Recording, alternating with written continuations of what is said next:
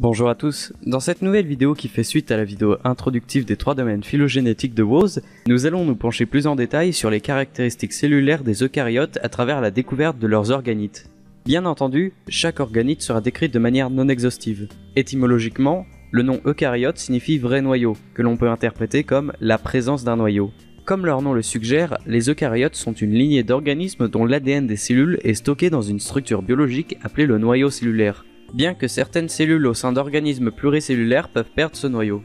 Nous reviendrons plus en détail sur cette structure clé des eucaryotes plus tard dans la vidéo. Commençons cette présentation des structures eucaryotes par la plus fondamentale et universelle d'entre elles, la membrane cellulaire.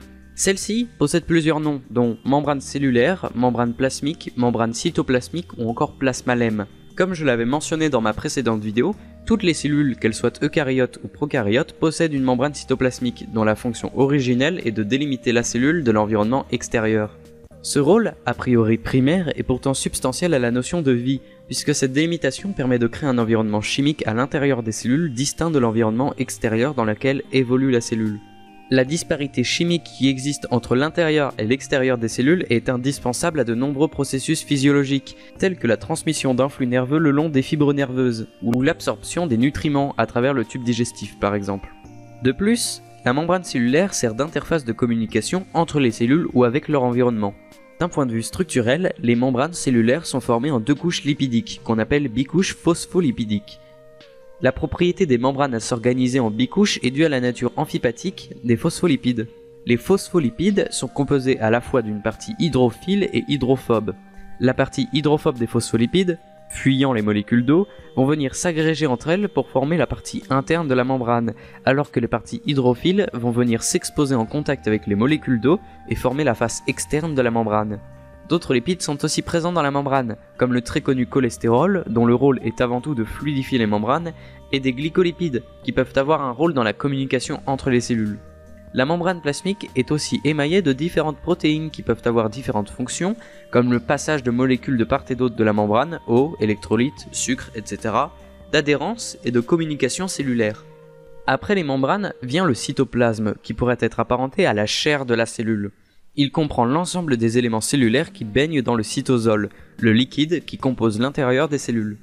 Parmi ces éléments cellulaires se trouve une grande variété d'organites, de petites structures présentes à l'intérieur des cellules eucaryotes, et qui en sont une véritable signature car les eubactéria et les archées n'en possèdent pas. Parmi ces organites, le noyau cellulaire est la structure dans laquelle se trouve le matériel génétique de la cellule. En général, les cellules ne possèdent qu'un noyau, mais il arrive que certaines cellules en possèdent plusieurs, comme les cellules musculaires squelettiques. Le noyau est composé d'une enveloppe nucléaire constituée d'une membrane externe et interne séparée par un espace périnucléaire.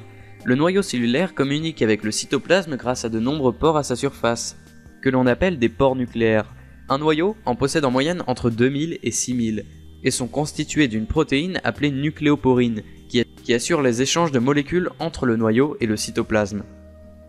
La cohésion du noyau est assurée par des lamines, des protéines organisées en filaments et participant à la forme du noyau.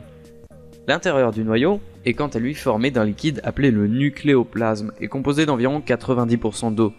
C'est dans le nucléoplasme qu'est contenu le matériel génétique de la cellule. Le nucléole est l'élément nucléaire en contact avec l'ADN et forme le site de synthèse de l'ARN. Le nucléole est composé de toutes les protéines participant directement et indirectement à la synthèse d'ARN. En contact direct avec le noyau, le réticulum endoplasmique est un organite dont la membrane est partagée avec la membrane nucléaire externe. Il existe 2 types de réticulum endoplasmique, le réticulum endoplasmique rugueux et le réticulum endoplasmique lisse. Le réticulum endoplasmique rugueux, qui a pour rôle la synthèse de protéines et la maturation de protéines via des modifications chimiques de la protéine et par le repliement en 3 dimensions de celle-ci. La membrane externe du réticulum endoplasmique est recouverte de ribosomes, structure qui réalise la synthèse de protéines à partir d'ARN. L'ARN est prise en charge par les ribosomes et la protéine synthétisée est directement introduite dans le réticulum endoplasmique rugueux où elle sera modifiée pour excrétion en dehors de la cellule. Le deuxième réticulum est le réticulum endoplasmique lisse. Il est dit lisse car il n'y a pas de ribosome à sa surface.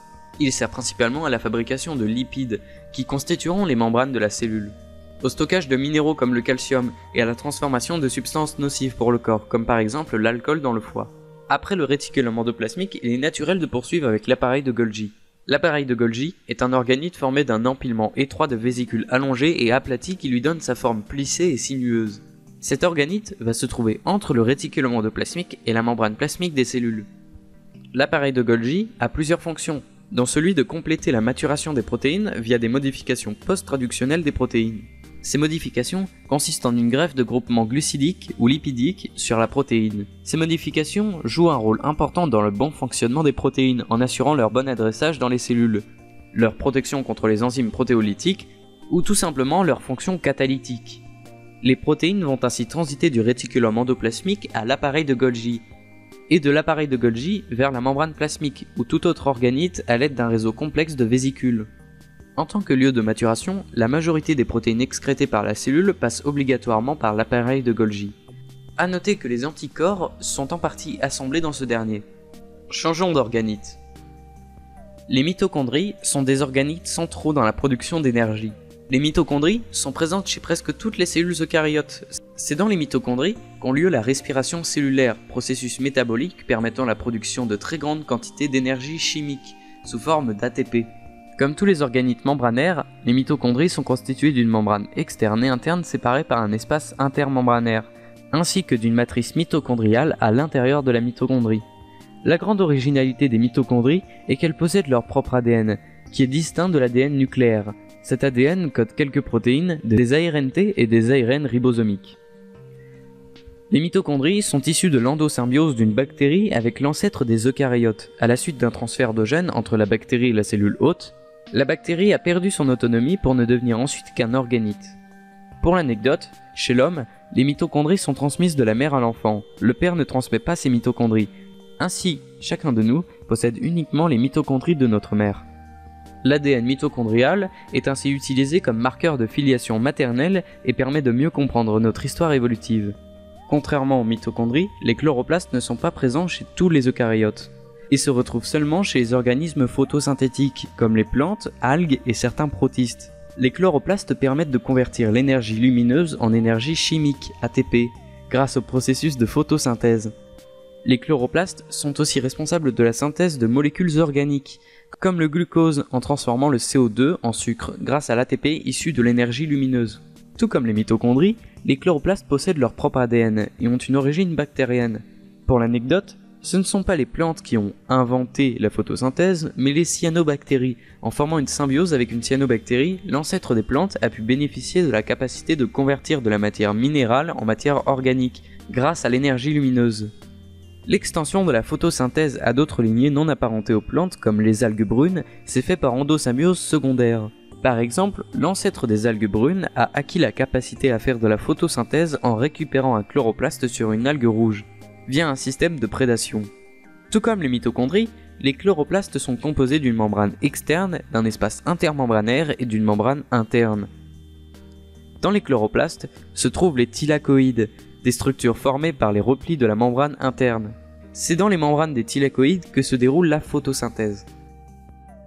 Les lysosomes sont des vésicules spécialisés dans le recyclage et la dégradation de structures cellulaires ou d'organismes étrangers, grâce à un contenu très acide et des enzymes de dégradation. Chez les globules blancs par exemple, les lysosomes permettent la dégradation des organismes phagocytés. Le lysosome peut aussi détruire des composants de la cellule comme les protéines ou les lipides afin de réutiliser les briques élémentaires. La paroi est un élément extracellulaire, c'est-à-dire se trouvant à l'extérieur de la membrane plasmique, et qui recouvre la cellule. Les parois ne se trouvent pas chez tous les clades eucaryotes. En effet, les cellules animales en sont dépourvues, au contraire des cellules végétales et fongiques, bien que la composition chimique de ces dernières soit différente. Chez les plantes, la paroi des cellules est appelée paroi pectocellulosique, de par sa structure. Plus ou moins épaisse selon le type de cellule, elle est formée d'un enchevêtrement de différentes fibres dont les principaux composants sont la cellulose, un polymère du glucose, des fibres d'hémicellulose et des fibres de pectine, composées d'éléments glucidiques et de leurs dérivés.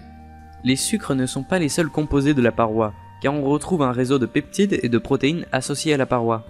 Le rôle de la paroi est multiple. Elle a tout d'abord un rôle structural en rigidifiant les cellules et leur conférant leur morphologie.